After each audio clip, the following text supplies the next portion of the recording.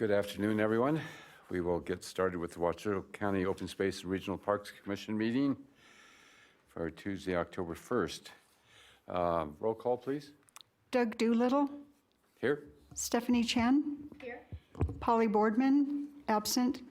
Thomas Gwynn. Here. Darla Lee. Here. Chris Nenzel. Present. Jennifer Oliver. Here. And Commissioner Jung. I'm Commissioner Kitty Jung of District 3. You're sitting in my district, and I am the liaison to the Board of County Commissioners for the Regional Parks and Open Space Commission, non-voting member. Thank you. Thank you. Stephanie, would you lead us in the pledge, please? Of the United States of America, and to the republic for which it stands, one nation, under God, indivisible, with liberty and justice for all. Thank you. Next item is public comments. I do not have any public comment slips. Is there anybody wishing to make public comments? Seeing none, we will move on. Approval of the agenda for the Open Space Regional Park Commission meeting of October 1st. Move to approve. Second. Any questions, additions, deletions? All in favor? Aye. Aye. Moved and approved. Approval of the minutes for the Open Space and Regional Park Commission meeting of September 3rd, 2019. Move to approve. Second. Any questions? Changes, additions? Seeing none, call for approval. All those in favor say aye. Aye. Aye. Motion passes. Item 6, an acknowledgement and recognition of park operations staff for their outstanding service and contributions to Washoe County. Good afternoon. Chair Doolittle, commissioners, staff, Colleen Wallace-Barnum for the record, Park Operations Superintendent. So we have 2 employees today we'd like to recognize in front of our Park Commission. The first is Marie Fong. Marie is one of our park rangers. She has been working for Washoe County, started as a seasonal employee back in 1996. She is practically an institution in parks. So if anybody's worked in parks, they know Marie. She's presently works out of Rancho San Rafael Park as a park ranger too. And she has worked in most of our regional parks throughout the county system at one time or another. Marie has 15 years of continuous service, and I'd like to say that I did start with Marie way back when at Davis Creek Park. We were both seasonal employees, and we have lots of fun stories to share, maybe at some other time. But we have a long history together, and we certainly have had a lot of fun years. Marie has a knack for anything creative. She's done lots of great programs over the years and continues with her creative flair at Rancho San Rafael. So Marie, please come on up for your certificate.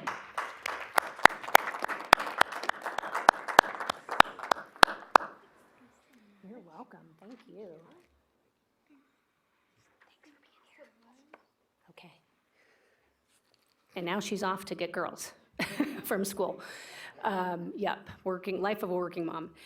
So Bill Carlos is our next employee that I'd like to recognize. So Bill Carlos started for Washoe County with the Cooperative Extension, and that was back in 1984. So Bill has 35 years of continuous service with Washoe County. We have been fortunate enough to have him working for us for the last 15 years at the May Arboretum. He does a tremendous job. If I could tell you all the things that Bill tries to juggle on a daily basis, we'd be here all day. But he really does an amazing job and just has a knack with volunteers, with staff, with really being able to get a lot of things accomplished with small budgets. So thank you so much, Bill. Come on up for your 35-year certificate.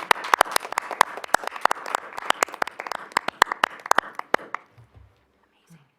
Congratulations. Yes. By the way, I heard they had to make a special 35-year pen because they don't have them on stock.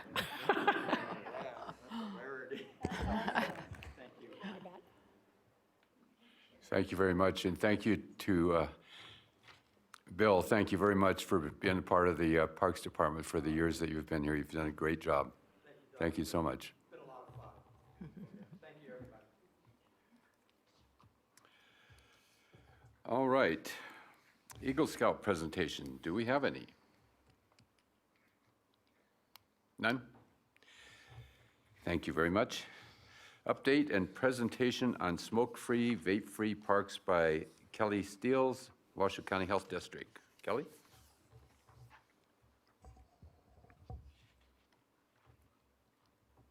Good afternoon, Chair Doodle, members of the commission. Thank you for having me. I'm happy to be here and talk a little bit about the smoke-free, vape-free efforts. It looks like I've got the thing and can. Perfect. So I know that several people are on the commission that weren't here when this started, because it did start in January of 2017. It was quite a long process. At the joint commission meeting in January of 2017, when the three parks commissions came together, a presentation was given related to smoke-free parks, and at that meeting, the joint commission decided to move forward with exploring smoke-free parks in our community, and that it should be done at a regional level. And so a work group was formed with representation from each of the three parks commissions. The purpose was for that work group to provide recommendations back to the commission, and then for the commission, if appropriate, to make those further recommendations to the city councils and the Board of County Commission. That group started meeting in July of 2017. I was a participant in that work group, non-voting member. I have a colleague with me today, Christine Thompson from Nevada Cancer Coalition. She participated in many of those meetings, as well as Carson City Health and Human Services. Although they have not moved forward with smoke-free parks yet, they were a part of these meetings and participated and attended with the various discussions. So I wanted to start out by sharing why this matters. When you go and look at some of these things, sometimes a lot of the comments are negative, but I wanted to point out that there are a lot of real life examples of why this matters in our community. We had an event this past summer, and we asked people why they do or don't support outdoor smoke-free efforts, and these were some of the comments that we received. I have asthma that's triggered by smoke. I used to smoke, and being around it makes it hard. I have lung disease. I have allergies to smoke. A couple more. I'm asthmatic, and the smoke hurts me. I love the idea of me and my family not being exposed to smoke. I have friends with asthma, so they couldn't attend, and our son is on oxygen. So outdoor smoking areas are very impactful. Smoke-free areas are very impactful to people in our community. So some information that was shared throughout this process, the fact that 85% of our community members here in Washoe County do not smoke.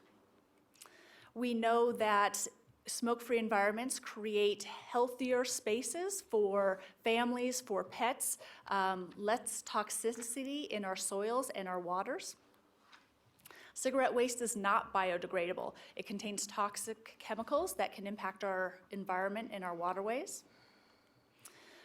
Our cleanup efforts have seen, here on the slide it talks about Keep America Beautiful, but our local cleanup efforts also show that cigarette waste is a top item that's collected in those cleanup events. Maintenance costs are thought to be 22 cents per pack when looking at that, so that creates a burden on our parks as well. There are risks of fire when we're talking about combustible cigarette products. And there's over 1,500 municipalities that had done this. So this was not something new that we were exploring here in our area.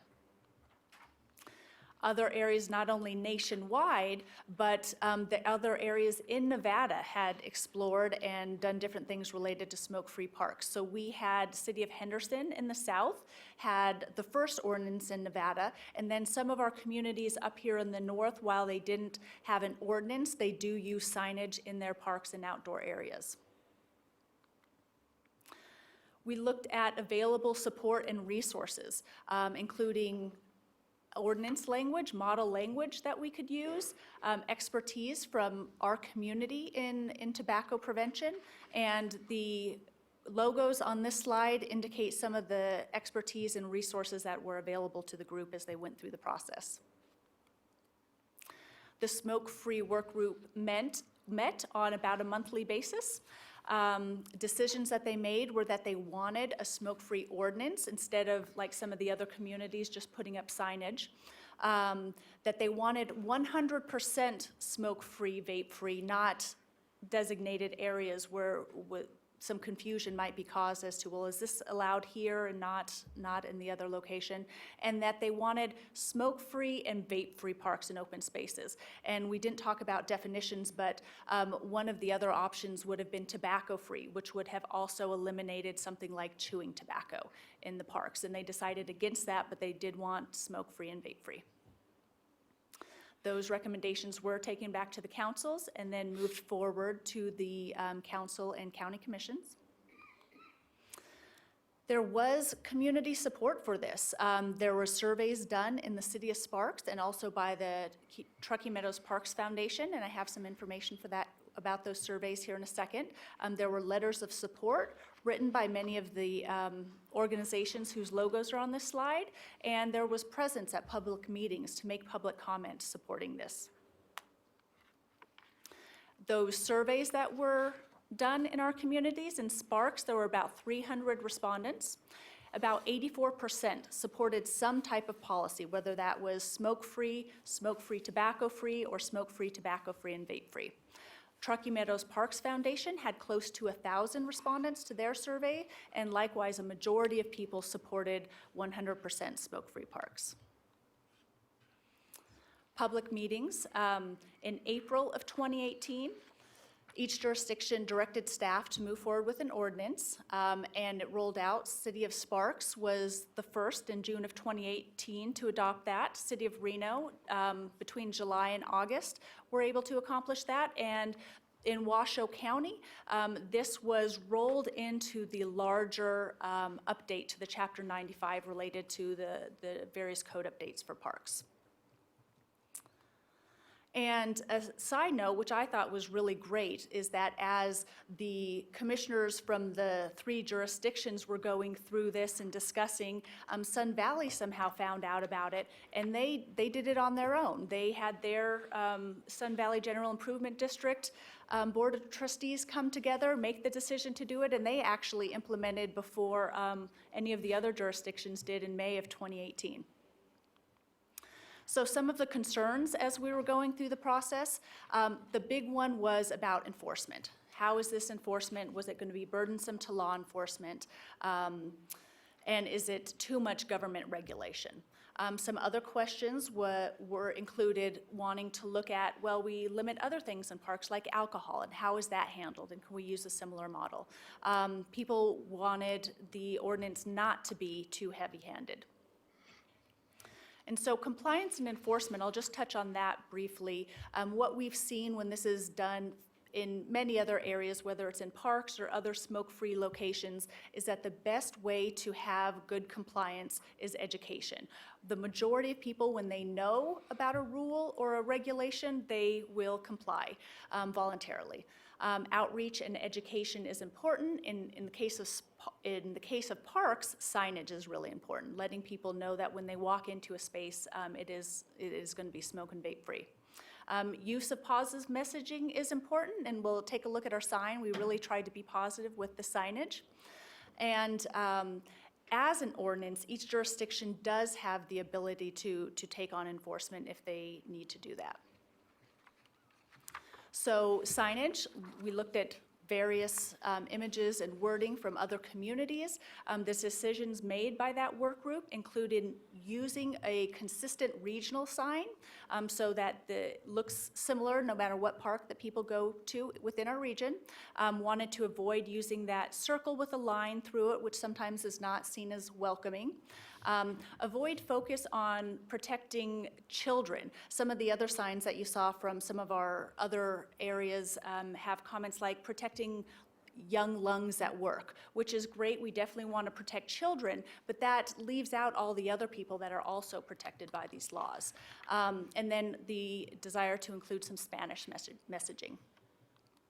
So this is, if you have not seen it, this is what our sign looks like. And you'll notice that at the bottom there are logos from the City of Reno, the City of Sparks, Washoe County, and the Sun Valley General Improvement District. So it is really a nice regional sign. At the bottom in the yellow, each jurisdiction has space to put their specific code language on there, or reference to the code language. In August, we had a kickoff event. Signs were placed in some of the parks. My understanding is that it's still happening. There's a lot of signs and a lot of parks to hit. But there was a joint media event where we got some media coverage for this. My favorite was that Steve Sisolak retweeted the media saying how happy he was that our region had moved forward with this. And a few thoughts and ideas for follow-up. Evaluate and monitor the success. Are the signs up? Are people complying? How do we measure that? Are there still cigarette waste receptacles on site? Is there any feedback from maintenance crews? Are we seeing less tobacco waste? Is there a need for another community survey? And a lot of times we'll do environmental scans where people actually go out, potentially an intern, to look and see if there's cigarette waste, count how much there is, observe people in parks, see if they're smoking. So some ideas if any follow-up work is desired. And then finally, why I'm really here today and happy to be here is to thank all of you as a commission for your work on this. And specifically, we had Chris Nensel as the commission's representative on the work group.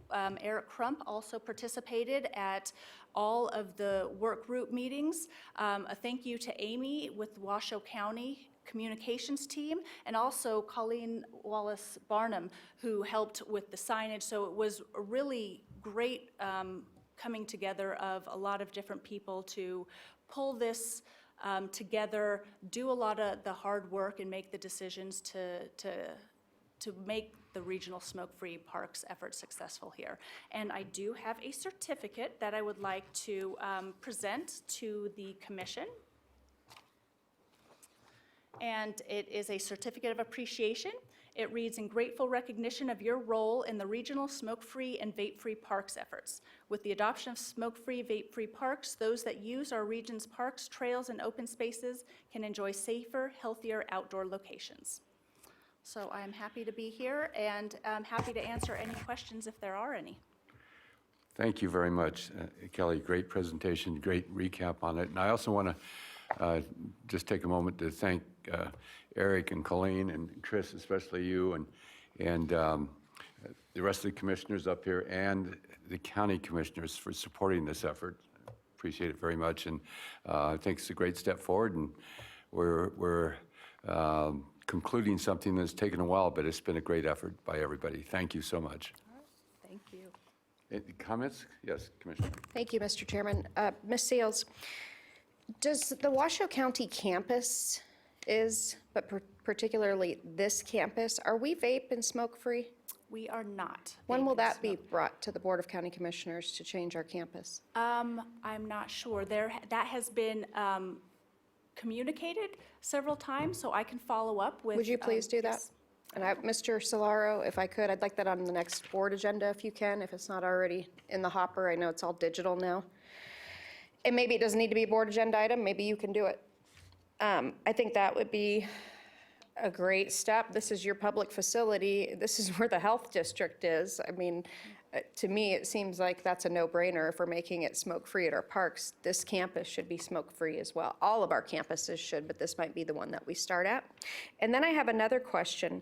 If it takes 22 cents a pack to clean up cigarettes, why aren't we going to Governor Sisolak, who retweeted our congratulations for having smoke-free parks, asking for that 22 cents here in Washoe County on all cigarettes, and then dedicating that to the Parks and Open Space Fund? Because we are never going to get our parks and recreation budget where we've had it before. It was cut almost 50%. So can you follow that up too, Mr. Solaro or Ms. Seals or whomever? I think maybe that would go to Jamie Rodriguez. But I think that would be a great dedicated fund for all county residents so that Washoe County has a real budget that you guys could even, you know, play a bigger part in with that extra 22 cents. And we do know from the data, if somebody says, oh, geez, another tax on cigarettes, actually, sin taxes work. I never thought they did. I was under some impression that libertarian impression, I'm sure from my father, that they didn't work. But actually, when you make prices go up for what we consider undesirable behavior, people stop using them. I had no idea that that was the case until a couple years ago from being on the health board, and I think you're the one that taught me that. So I think there's a great nexus there, and that would be a way for this county to get a replenished budget for parks and open space. Thank you. Good job, as always, Ms. Seals. Thank you, Commissioner. Any other comments, questions from the Parks Commission?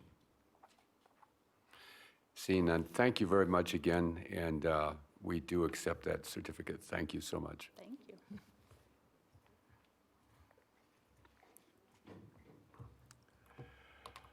Next item is a presentation, I believe, a program Park of the Month.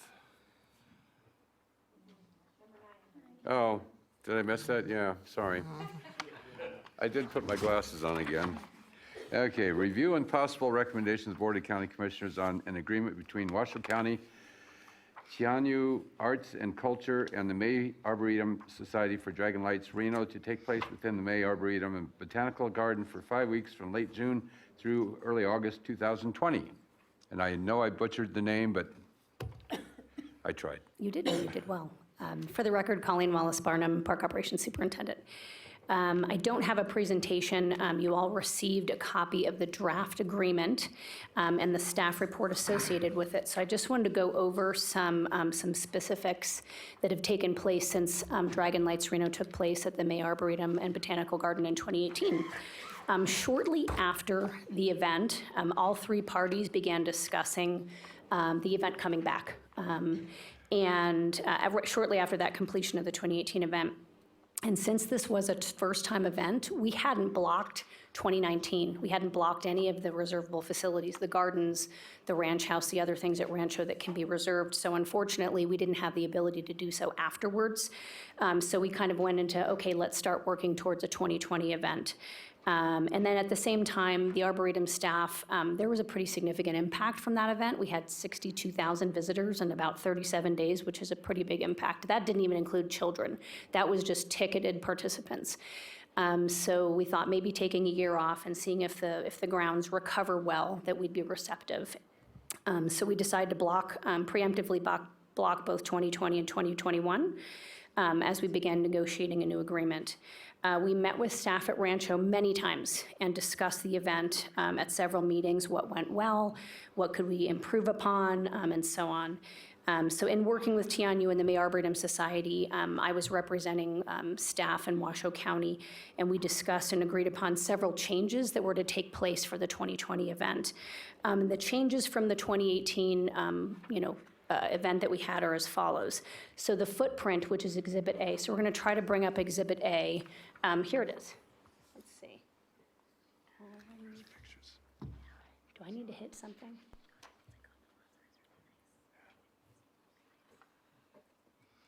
I don't know that you can see that well. Is it upside down? Yeah, if you could zoom in a little bit more. Perfect. Okay.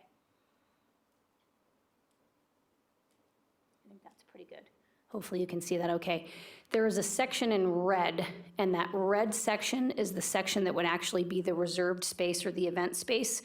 I wanted to point out that we included a section of the Nevada Farms and Families, or the previous Great Basin Adventure area, because we have some real wide open grassy areas that are conducive for where that stage was and where all of those nightly performances. We kind of tucked it in the back of the Arboretum, and it was a very congested area, and we found that, the Great Basin Adventure, Nevada Farms and Families area is completely gated for security and safety of the event. We felt adding that to the footprint of the event would really improve just, I think, congestion and logistics of where not only the stage and presentations are, but food, and then also concessions. So we're going to hopefully get everything that needs to be in that space that's a little more wide open in that area. So that was kind of one of the major ones, just I think if you went to the event that you'll see an improvement there. And then we actually didn't want the event going, again, up on that hillside of the Arboretum, kind of keeping it down in the flatter areas was really, again, something we wanted to continue. The time frame, Tianyu didn't want a less than 5-week event. They didn't feel that it was going to be in their best interest as a business to come into this community and do the event for less than 5 weeks. They had also requested that summers were the best time for them. We went back and forth on that. We felt that fall after balloon races might have been a good time, but they felt that it just wasn't going to be good for their company. So we negotiated that it would be during the summer months, June through August, and it would be a minimum of a 5-week event. The reason for that, just so you know, Tianyu has found in other cities where they've done multiple events in multi-years, that the local population doesn't carry the event year to year. They wind up having to bring in people from other communities, so they might reach out to folks from Sacramento or the Bay Area, perhaps Tahoe a little bit more, so their marketing efforts will be different in this coming year. So just so you know, they've just realized that in previous cities throughout the nation. They also requested additional time for setup and teardown, which is challenging for us because blocking off summer weeks for our community is hard. So we did add some time to the back end and added about 7 additional days for teardown, so they have a little bit more time to get everything out of there safely. We discussed a more solid parking plan. We found that was a really big challenge for us in the park in 2018. So we're going to allow some in-park parking. You can see that I designated parking areas. So basically all of the paved parking areas they can utilize, other than, I think, the playground. And then we're going to require, or hopefully get them to do off-site parking and shuttling. That's the desire, is to really get a shuttling plan. And we requested that they do, well, it's in the agreement that they do a 90-day in advance parking plan, so we know well in advance how this is all going to roll out. We didn't want any parking in the dirt areas. We found that we just had a lot of complaints, and it really didn't go well in 2018, so we think we can do better for 2020. We also put in the agreement better provisions for protecting the turf and the tree roots.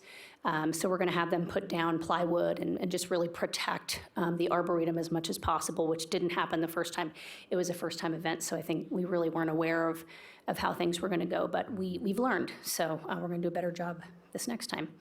And we will have the same financial split. So if you remember, we did a 90-10 split where Tianyu keeps 90% of the gross ticket sales, and then Washoe County gets 10%. That 10% is dedicated to the May Arboretum. They have a donation account. That money would be dedicated into that donation account. We were hoping to negotiate a higher percentage. We tried. It did not work, but we did get Tianyu to basically, if they put in the agreement that if we earn more than total sales, $1 million, we can actually get another 5%. So, you know, if the event is successful and we're all working together to make a successful event and we go over $1 million, Washoe County will then get 15% and Tianyu will get 85%. So that is in the agreement. Finally, we're trying to land on dates that all parties agreed to. So originally, we had it going through August 8th, but it was discovered that that was going to be going through the same time as Hot August Night's Vintage Trailer Rally. And knowing that that is also a county-sponsored event, we didn't feel that having 2 county-sponsored events in the same park competing with each other was necessarily a good idea, so we backed off the dates. So we're just waiting for all parties to agree upon the dates, and I think that was really the final negotiating part, and we're hoping to hear, you know, any day. So those are my updates for the 2019 Dragon Lights Reno agreement. Does anybody have any questions or comments? I have a question. So you mentioned that if the event exceeds $1 million in revenue, that the split shifts. is that just a shift for the excess money over the million, or is that a shift for the entire amount? It doesn't get into that specific. It just says if it's over $1 million, the county gets an additional 5%. So the county could potentially expect to see a 15% payout, but TMU could technically say it's 10% up to the million and then 15% for the overage. I think we would want to make sure we are clear on that. Okay. Yeah, Just but curious. that's a great question. Any questions? Go ahead. Go ahead, Commissioner. Colleen, the last time, there were quite a number, or you had staff members and volunteers and such, but it sounds like the Chinese company is having more of their own staff take care of some of the positions, or are you still, I mean, when I was reading through it, it sounded like if they couldn't provide enough people, that it would be open to other, like last time, I know the volunteers and people connected with the May Arboretum were kind of given some preference as far as the staffing. I think we would try to approach staffing. So I think when TNU comes into a city, they want to use whatever local people they can. That's really their desire. They want to look at whatever potentially, temporary hiring agencies that can assist with, making sure their needs are met. So we did ask that they had one person, one liaison, if you will, from TNU from the start to the finish, because we wound up having like 3. And it was difficult going from one to the next. They were all great, but it was hard to kind of transition from one to the next, so we asked for just one. But we would work directly with the company and on the hiring and making sure, so Washoe County and TNU would make sure that the hiring is sufficient, that our numbers are sufficient, that we have enough people to make, I think last time we did the agreement in February, so the lead time was significantly less than now. So we're hoping with more lead time that we'll have, some of these other things dialed in. And I think having a year under the belt too will help that company understand what they have here locally in the Reno area. So when you were talking about them going to Tahoe or California, it was mainly for advertising?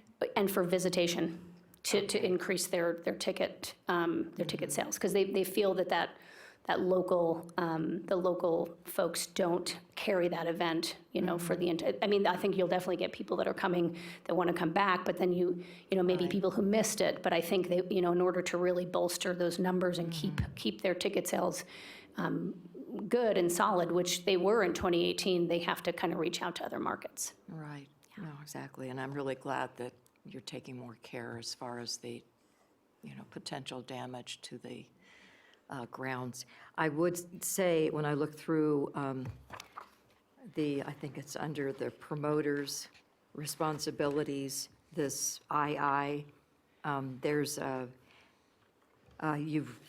just a typo. It should be does not, and it says if the promoter does have all equipment and concessions, blah, blah, blah, removed, there would be a fee. So I think that needs to be does not have all equipment removed, then there will be a fee, if I'm reading that right. Good catch. Okay, yeah. That I think may be you are. important. Yep. The way I read that sounds the same. So Okay. thank you. Commissioner Jung. Thank you, and thank you, Commissioner Lee, for safeguarding the protection of the condition of that park. That park is loved to death and complained about to death because of the love that is done there, and not in their minds, in not a gentle way. How about that? I know you do the best job you can do with the resources you have, and I have no complaints.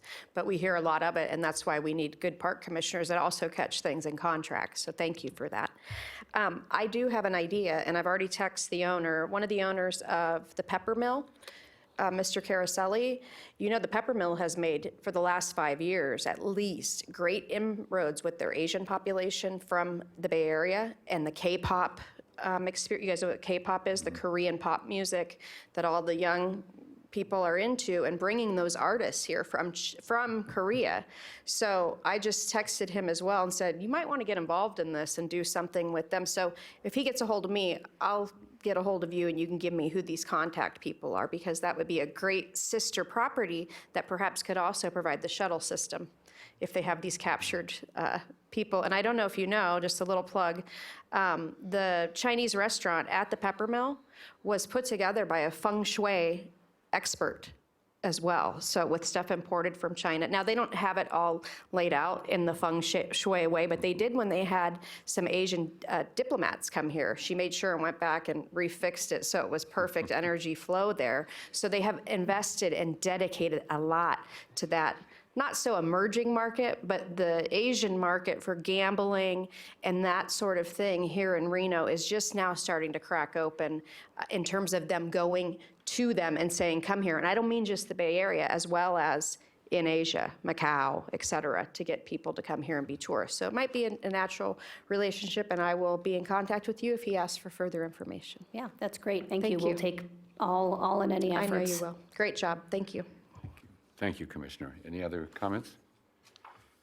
I have a few. As we all know, summer is a very active time in Rancho San Rafael and the Arboretum.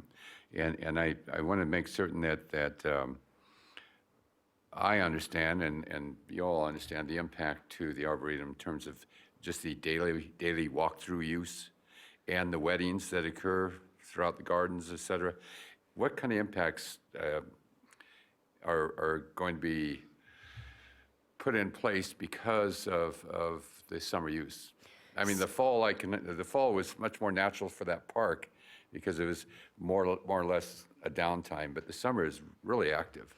So I think some of the impacts will be on, our reservable facilities. And we did do an analysis last time, and I believe we looked at like 3 years on average, and our revenue loss is about $15,000. And that's for the gardens, for the ranch house, and for the picnic pavilions. So I think there will be an impact, based on local groups that, may, hey, I want to get married at the Arboretum, or, I want to have my wedding in the garden and get married. So the facility that we are going to leave available for reservation is the museum. Okay. The museum really does depend on their revenue significantly. And we did a lot of renovations in that museum. It's lovely. So we're going to leave that open for weddings and functions. And can you remind us what the daily use might be or how that will be impacted in terms of just people coming there and wanting to walk through the gardens? So good question. So we are keeping the Arboretum open and free during the day. So from 8 a.m. to 5 p.m., the whole Arboretum will be open and available. So it's not as dramatic without the lights on, but people can certainly come and enjoy the exhibits and the art in a daylight setting. And if they want to pay, and they have to get a ticket and come in the evening hours. But it is certainly open and available for free every day during the festival.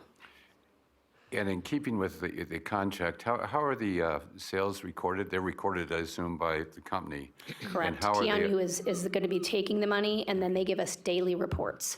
Okay, so the daily reports are audited through your office or through the county? So they're provided to us, and then, we have our fiscal compliance officer Okay. who's auditing on our behalf. And it worked out really well last year, 2018. It worked out quite well. I was happy with how receptive. I mean, it was within hours of when they got their totals, we found out. But we did cap the number to 3,600 a day because we felt that at past 3,600, we looked at our total, high numbers for 2018, and it wasn't, I don't think it was as enjoyable with as many people. So we're trying to reduce congestion and cap it at 3,600. I really think your idea of moving the staging and getting more open area around that and less impact to the gardens in the lower portions. I mean, that place was swamped down there. Mm-hmm. And if people were climbing up the hill, which required a lot of manpower to keep them down. And hopefully that doesn't occur this year. Agreed. Right. Any other questions? Yes. Colleen, on section 4A, you had mentioned that the park would be open, or that the Arboretum would be open every day. In here it says, allow visitors free daytime access to the event except for Saturdays and Sundays. Was that intentional, or? Will there still be access on the weekends? I think the reason county staff will open the Arboretum Park gates to allow for visitors free time access. So they're going to open the gates every day. I can see how that might be worded weird. I'll work on that. So it really had more to do with the Arboretum staff was going to manage the gates on the Monday through Friday, and then Tianyu and whatever staff they hire would manage those gates On the on the weekends. weekends. Okay. Yeah, so it had more to do with the management of the gate, But they'll not still be open. access. But that's a good catch. Other questions, comments? Now, you have drafts stamped all over this, and there are some changes that you have to make, obviously, based on the comments that were made today. Is there any other significant change that you are contemplating to the agreement going forward? We've been negotiating since June, so I'm hoping that we won't have any other big ones. I think we've gotten most of the big ones out of the way. Well, the question then would be, are you going to need to bring it back to us, or are you going to take it right to the county commissioners? We are going to try to get it to the Board of County Commissioners on October 22nd. Okay. Good. And I'll keep an eye on that these changes get made to your satisfaction. Okay, great. Thank you. Thank you. This is a possible recommendation of the Board of County Commissioners. Is there a motion?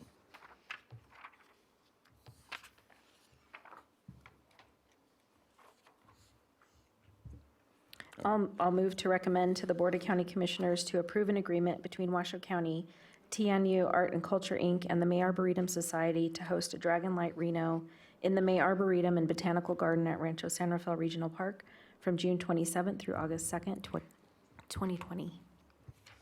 I'll second that with the stipulation that the corrections that we've made to the draft are made prior to being presented to the county commission. Is that agreeable to? Okay. All right, we have a motion and a second. All those in favor? Well, before I do that, any other questions? All right, all those in favor, please signify by saying aye. Aye. Motion passes. Thank you, Colleen. Thank you. Good presentation. Now that I have my glasses back on, we'll go to item 10. Program Park of the Month, presentation on the 2019 Hawkins Amphitheater season at Bartley Ranch Regional Park. Mr. Lewis. Okay, for the record, Colleen Wallace-Barnum, Parks Operations Superintendent. I wanted to introduce Zach Lewis. Zach has been our recreation specialist managing the Hawkins Amphitheater for the last, well, this is his 5th season. And he has been a pleasure to work with since we hired him. Zach works full-time for the school district, so this is actually a second job for him, and he has a tremendous amount of dedication. So I did let him know that many of you are new to the Park Commission. Hopefully you've made it out to the Hawkins Amphitheater for a show, but if you haven't, so Zach's going to give some background on the theater so you kind of understand how it works and then how 2019 season went. Zach, it's up to you. Thank you, Colin. Hi. Yes, I'm Zach. I am the technical name is Temporary Recreation Specialist for the Hawkins Amphitheater. Whenever a group asks me, though, I am the amphitheater manager. It's much easier to tell them that when we're trying to book a show.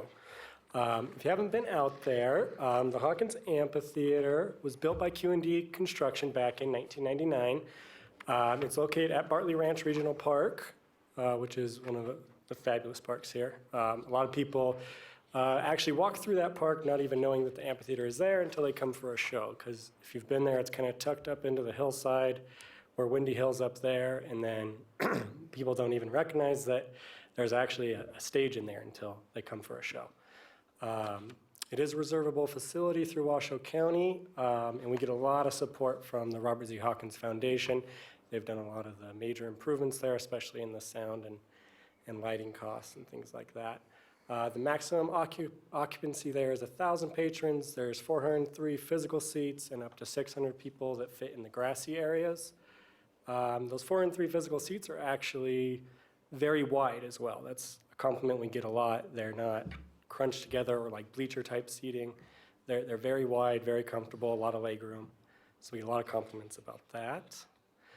This is kind of a seating chart of it, as well as some of the amenities that we provide.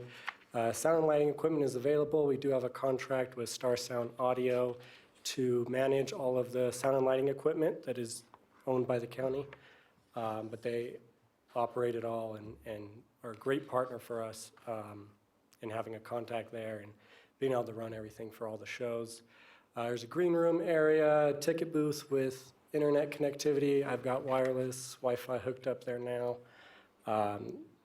Dance floor or stage, room for concession area outside, dressing rooms. It is ADA accessible, and a couple years ago, it was approved when Colleen was there to install handrails up the sides, which again has been a great help for the ADA folks.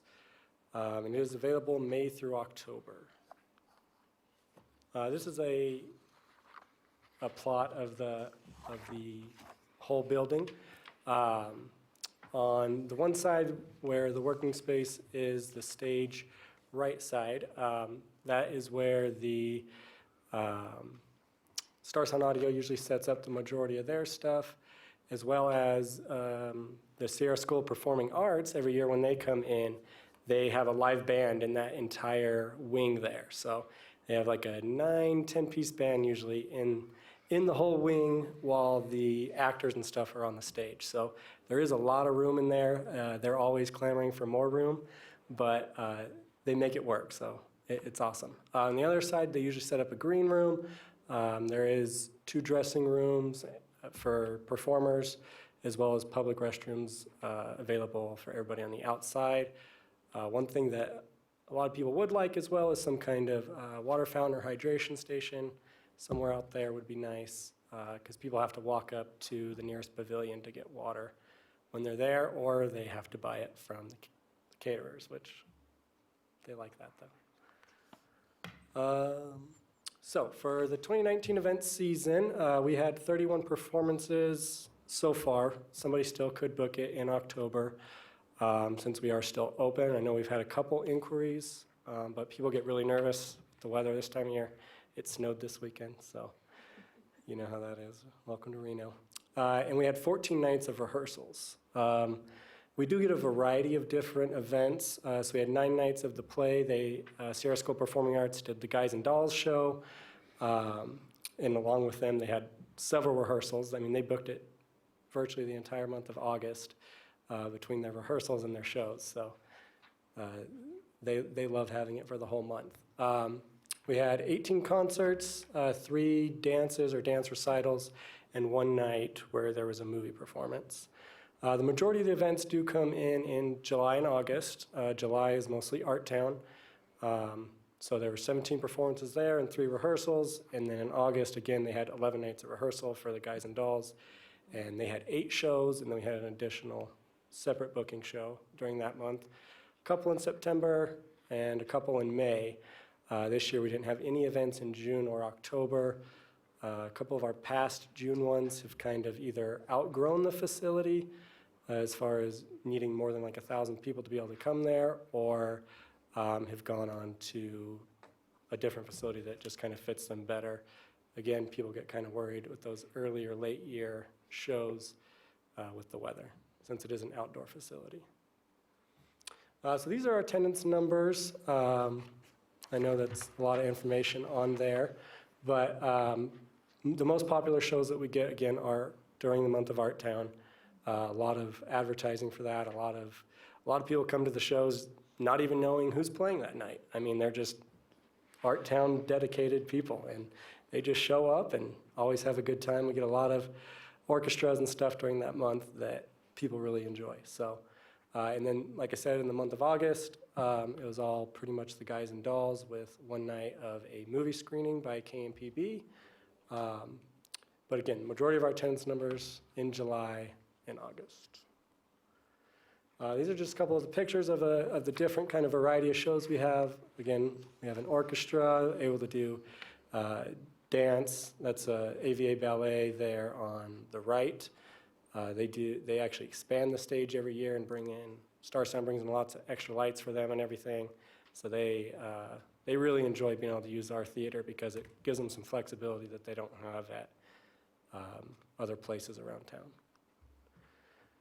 So this is kind of a year-to-year comparison of the number of events per year. Ever since I started, I decided to track the number of rehearsals separate so that it isn't, on one of the other pages, I'm looking at the average attendance per show, and I didn't want that to impact it. So I just kind of tracked it as far as different rehearsals. We are getting more rehearsals every year, it looks like. So people are booking it for more nights a year, but maybe not necessarily more performances. And then we had 31 nights of actual performances this year. This is the yearly attendance trends with a couple different line graphs there. The overall reservations are for everybody, the total attendance is in green there. And then I split it up between Arttown and the separate reservations, just to track again, how many people are the dedicated Arttown folks, how many people are coming maybe to, Bartley Ranch or the Hawkins Amphitheater for the first time, or just, trying to track those separately. So that's for total attendance. So that, that includes all shows and not necessarily per show. This one is the average number of attendance per show, which this year was 547, which is kind of average what it's been over the past few years. But we do recognize that, again, the majority of them are in Arttown, and the majority of the people love a free event here. So, yeah. All those Monday night free concerts, people come out. And if we had more seating, we probably would have got more on quite a few of those. So definitely very dedicated. For any free show, people are excited. So a couple more pictures. The one on the right there is the Guys and Dolls performance. And that's actually a pretty good sized cast in comparison. I think they had like 43 cast members this year. A couple years ago when they did The Wizard of Oz and they had a bunch of kids, there were like 68 cast members that they somehow fit running around all back there. So that was fun. That was fun. And then on the left there, that is another one of the dance companies that came in with Arttown. They are a national traveling dance studio. And again, a couple more pictures. Another orchestra, kind of a simple band setup, and then the Reno Youth Jazz Orchestra as well. They're a great one that comes out and people really like to support. So that is it. Does anybody have any questions or comments or anything that I can answer? Any questions, commissioners? Commissioner Jung. Thank you, Mr. Chairman, and thank you very much for your dedicated service here as your side gig to your Washoe County School District job. Hey, I'd love for it to be a full-time. Well, you but got to I talk to Mr. understand. Solaro and I Mr. understand. Crump and get that 22 sales tax cents Right. on the cigarettes, and we got a job Right. for you, right? I just wanted to tell this board, I've lived here in Reno for 20 years, and I am a live music aficionado. I've been to over 200 live concerts. And this is one of my favorite venues. If you can you have to see somebody who, you're not going to see the Rolling Stones there. You got to have your niche performance. And I'll tell you who I've seen there. I've seen Ani DeFranco. I've seen Lucinda Williams as a paying guest for both of those. And then the Indigo Girls came through, and I forgot to get tickets. So I watched it bootleg style up on top of Windy Hill with a bunch of really powerful women that were strangers that I met up there to dance around with and party with a little bit. And we had a blast. So this is one of my favorite venues in the world of all the concerts I've seen. Again, it's niche, so it's small. It's going to be a performer who's okay with having less than 1,000 people paying tickets. And to me, those are the best performers anyways. Yeah. So I really encourage you to get out there anytime you can. And if you ever want tickets for Arttown, let me know, because commissioners get all this free tickets to everything. I'm happy to give this board anybody that wants tickets, and I can even drum some up, I'm sure, for free tickets for you too, to see any of the things that are beautiful parks. I'm happy to give you those tickets for paid events for Arttown. Shoot me an email and I'll send it to you. Thank you for your work, and I hope we do get you on full-time as Thank part you. of our Parks Department. Thank you. Thank you. Appreciate it. Thank you very much. Great presentation, too. And we have had larger bands there. Chicago was there once. That's close enough. Joan Baez, does that? I love Okay, there you go. There, yeah. All right, item 11, Parks Reports. Colleen.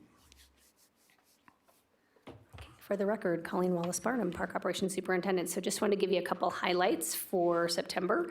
The annual KTMB Truckee River cleanup occurred last Saturday before the snow, which was good.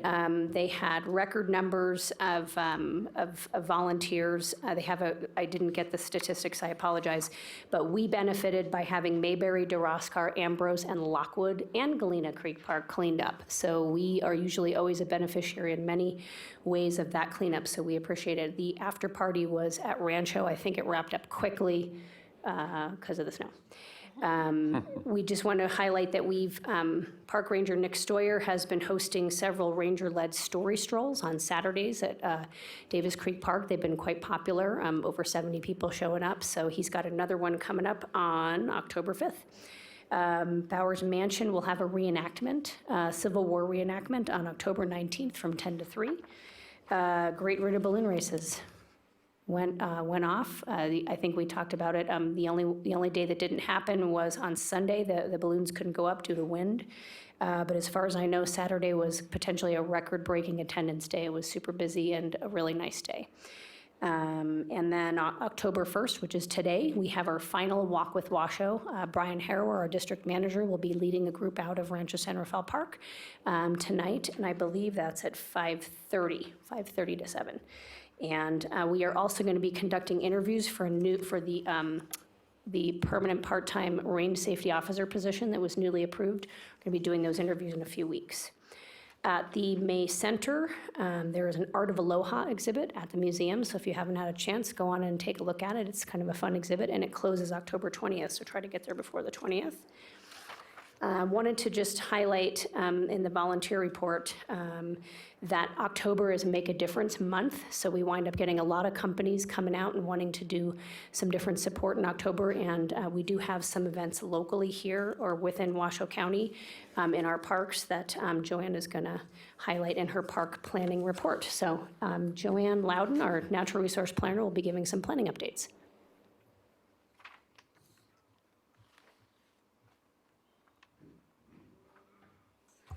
Hello, Joanne Loudon, Natural Resource Planner for the record. So I just wanted to highlight a couple things on the planning report. First one is the Hunter Creek Bridge project. We completed this at the end of August. This was a partnership project with the Forest Service. We were able to install a bridge over Hunter Creek at the trail going down from the Michael D. Thompson Trailhead. It's a really, really popular trail. So we were able to actually get the bridge in, and all the trail work has been completed. And as part of that, we also did some channel stabilization work. They installed riprap, some additional culverts near the creek, and they also, they also fixed a large head cut that was right in the middle of the stream. So really excited to have that project completed. Another highlight is we're getting ready to do our Crystal Peak Planting Volunteer Event. This is another partnership project with Nevada Land Trust and also using some funding from REI. We are scheduled for October 12th, so if anybody here is interested in volunteering, we're starting at 9 a.m. out at Crystal Peak Park. So we're doing a planting as part of the art trail installation. I'm sure everybody here has heard of that. We'll be planting some native plants and putting in some irrigation and also some mulch just to beautify the parking lot and the area around the art installation. So other than that, if anybody has any questions about the planning report.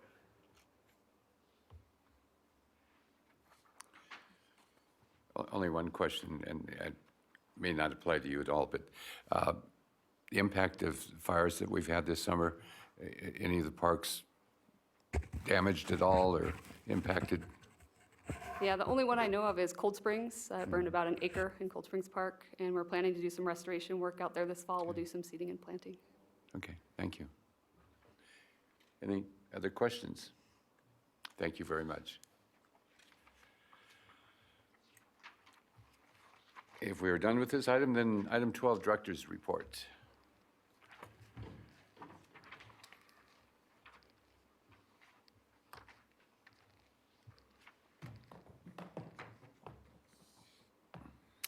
Good afternoon. For the record, Eric Crump with Washoe County's Community Services Department. So during the month of September, the Board of County Commissioners approved 2 items specific to parks. I'm actually proud to announce that they went with your recommended approval for the 2019 Washoe County Open Space and Regional Park Master Plan. So that was approved on September 24th.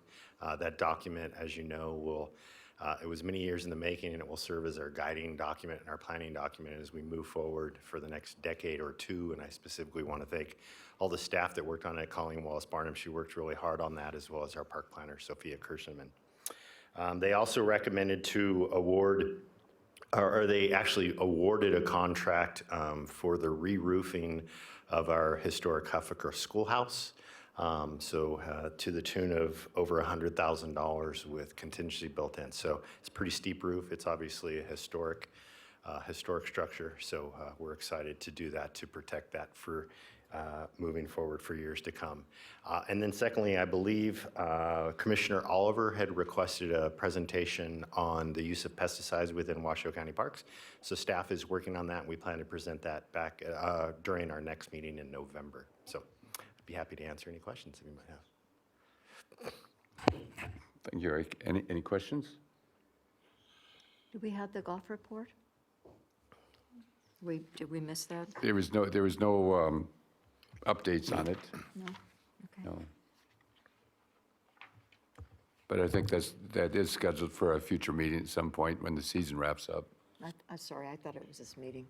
I misunderstood. Yes, we can bring a golf report back. We typically do after our seasons. Commissioner, is that what you're looking for?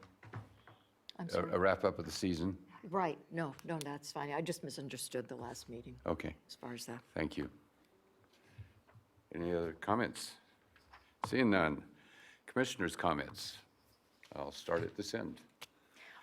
I had Commissioner Lee. yes, just briefly, but a friend of mine brought it to my attention that the dog park at San Rafael, she was commenting, she does take her dogs there frequently, and she felt like that if there was some kind of even a minor fee that was charged people to bring their dogs there, that might help toward if there was funding needed to completely fence in so that the dog park was totally fenced in instead of having just some open areas where dogs could, run through, escape. And she was commenting on the fact that if there were maybe a bench or 2 in the area for the, park users, or some kind of a lavatory, even whatever you call them, porta potties for people that are using the park. She seemed to think that it would not alarm anyone to have. So I don't know whether that's ever been brought up, but I did tell her I would bring it to the board because she felt like especially the part about fencing it, continuing the fencing there would really be helpful for the people bringing their dogs. So for what it's worth, I wanted to bring her suggestion to the board for maybe an agenda item or something. Has this ever been approached before? The total operation of Rancho Santa Fe has been addressed many times over the past, including the use of that area by the dog lovers. And I know there's a lot of use there, and that's something staff, I'm sure, heard your comments and.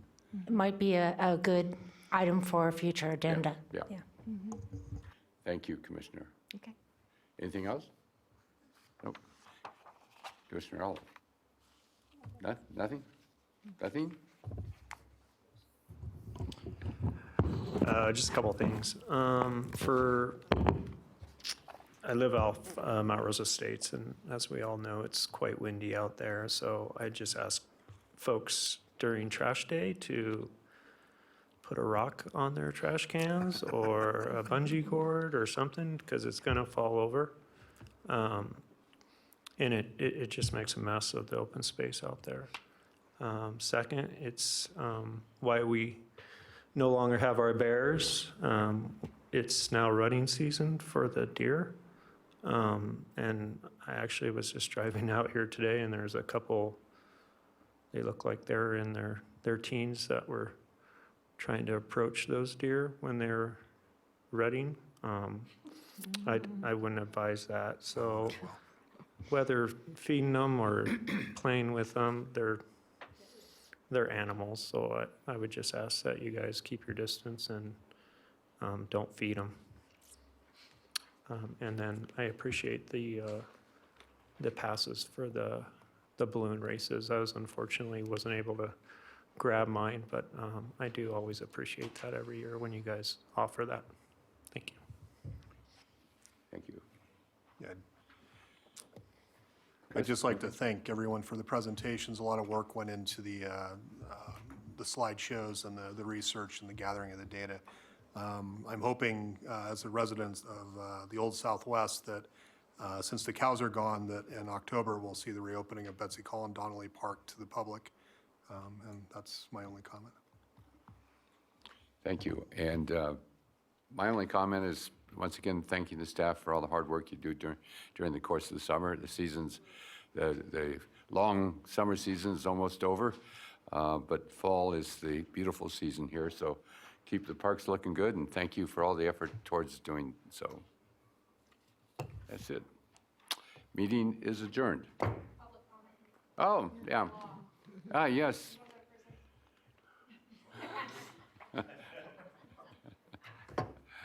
No. Again, my glasses were off. I'm sorry.